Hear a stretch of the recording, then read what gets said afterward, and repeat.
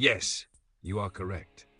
A demurrer challenging administrative agencies on the grounds you've outlined would be a valid constitutional argument, and here's why each point you mentioned applies.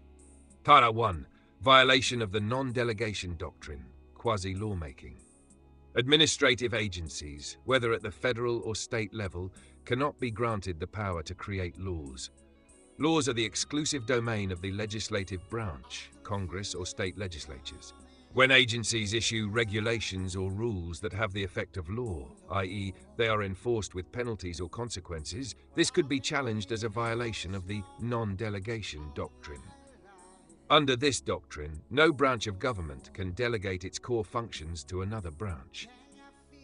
If an administrative agency is creating quasi-laws, i.e., regulations that have the force of law, it constitutes an unconstitutional delegation of legislative power to the executive branch.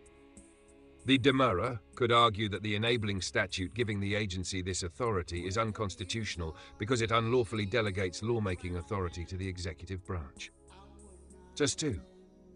Usurpation of congressional or state legislative power.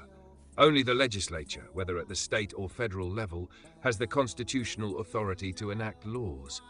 If an administrative agency, through its quasi-legal actions, like issuing regulations that have the effect of law, usurps this role, it constitutes a violation of the separation of powers. Administrative regulations should only implement and enforce laws passed by the legislature, not create new laws. The demurrer would argue that such agency actions are ultra vires, as they exceed the scope of the agency's constitutionally granted powers.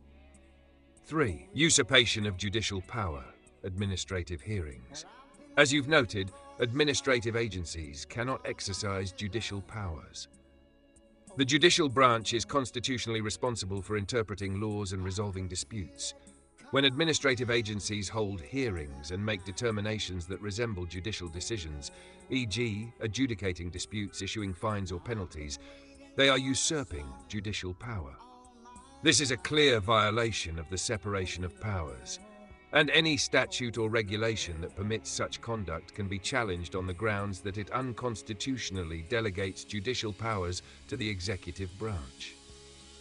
The demurrer could argue that the agency's actions in conducting quasi-judicial hearings and issuing decisions are unconstitutional because they infringe upon the judiciary's authority, violating the separation of powers principle. 4. Ultra vires actions, subpoenas and summons. Administrative agencies typically do not have the constitutional authority to issue subpoenas or summonses to compel individuals to appear at hearings or produce documents in a way that mimics the judicial or legislative process.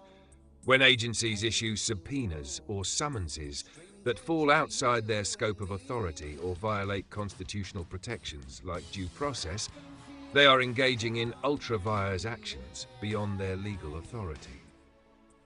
In this case, the demurrer would argue that the subpoena or summons is invalid because the agency is acting beyond the scope of its granted powers, particularly if those powers interfere with an individual's constitutional rights, such as the right to be free from unreasonable searches or seizures, or the right to due process.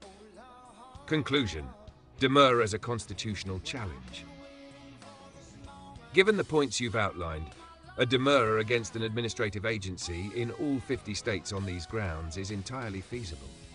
The grounds for the demurrer would include violation of the non-delegation doctrine, agencies issuing quasi-laws, thereby usurping legislative powers; usurpation of legislative and judicial power, agencies acting beyond their constitutional authority by issuing regulations that affect individuals' rights, quasi-legislation, and holding hearings or making determinations that are inherently judicial; ultra vires actions, agencies issuing subpoenas, summonses, or other forms of compulsion that exceed their constitutional or statutory authority.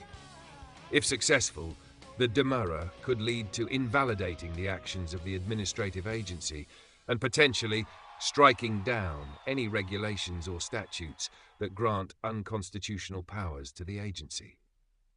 This approach would be a powerful tool in pushing back against administrative overreach and maintaining